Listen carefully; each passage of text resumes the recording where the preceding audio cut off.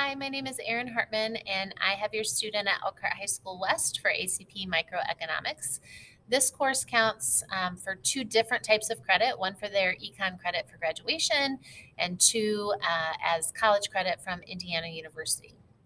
So I've had the privilege of meeting with a number of you already this week with parent-teacher conferences. I just wanted to send out a quick video because I've had some of the same questions multiple times.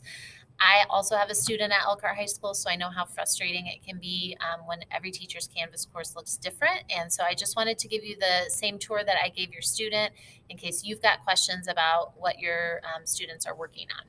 So first of all, when students log into Canvas and look at their ACP micro course, it takes them directly to a home page, and that home page has some important things for navigating the course. First of all, my contact information is there at the top. I do have a work cell number that students and parents can call or text me at. It is not going to disturb me. I turn it off to do not disturb if it's not working hours that I'm willing to answer texts and calls. So that's probably the quickest and easiest way to get a hold of me. You can also email me through that link as well. There's a sign out page that students use when they leave the classroom so that I have a record, and then their IU syllabus is listed there as well. So if you want to see what they're studying or you have questions about the course itself, a lot of that information might be answered in the syllabus. Under those links, there are weekly activities. So if the students click on the week, it will take them directly to an agenda that shows everything that they'll be doing that week, as well as any assignments and links. So those weekly agendas, they have a daily agenda. So whether your student is group A and comes on Monday, Wednesday, or group B and comes on Tuesday, Thursday, it tells them what to do each day, Monday through Friday. If they're in class with me on a day, then they have an agenda for what the class is going to look like, and they have any links that we'll access and any assignments that we'll access, as well as any handouts or anything else right there on that page. If they're home doing e-learning, then the assignments and materials they need for e-learning are listed on that date as well. As far as e-learning goes, for attendance purposes in micro, every day there is a Google form linked to the page or linked to that particular day. So for example, this week, everyone has e-learning on Wednesday because of parent-teacher conferences. So this week, everyone on Wednesday has a Google form to fill out for that day. I use those Google forms to keep track of attendance, but also to make sure that the students at least took a look at the content. The form consists of their name, the date, and then one question that's tied to what they should have learned based on what the assignment was or the activity was that they were supposed to do.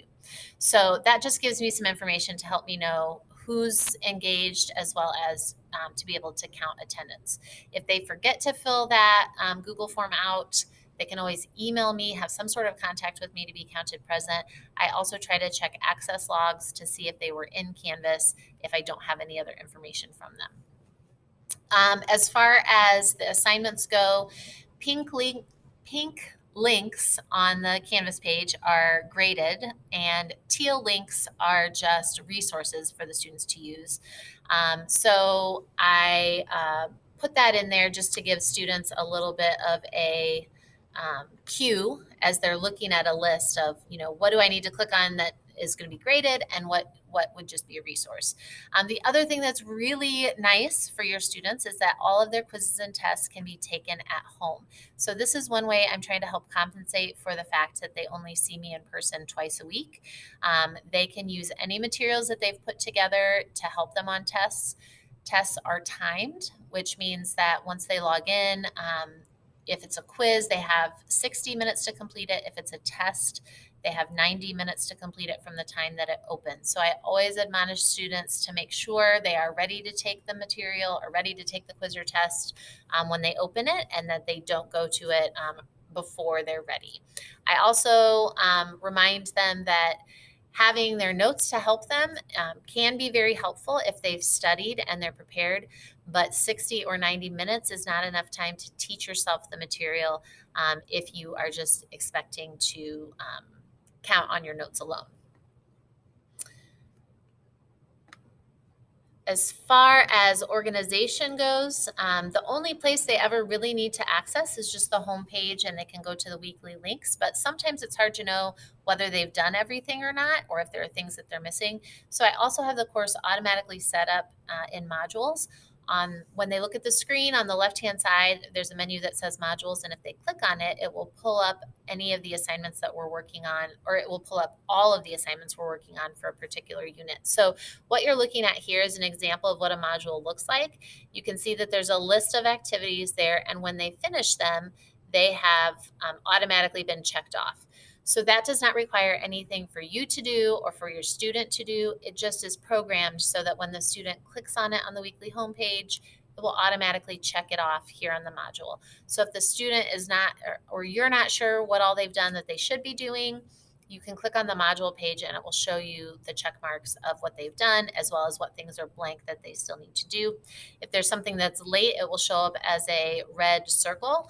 And so that can also be a cue to make sure they go back in and complete their work. Again, nothing extra required, just a nice organizational tool for them to use. I also have students that sometimes have trouble with the Canvas app. I do give students anything I would have done on paper in the past. I give them as a PDF in the Canvas app because they can annotate over it using their iPads. If they want to write on paper, they prefer to write on paper, that's fine too. If it's something that needs to be turned in, they can always take a picture and turn it in. But the Canvas app is very glitchy. So unless they're using it for PDFs, I always encourage students to use the website instead. I've also found that it works best when they're using the Chrome browser as opposed to the Safari browser. 9 times out of 10, if they're having an issue with Canvas and they open it on Chrome, that will fix the problem.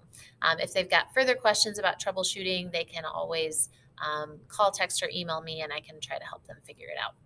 That's all I've got. If you've got more questions for me, please let me know. I look forward to working with your student this semester and helping them earn graduation credit as well as college credit. Take care.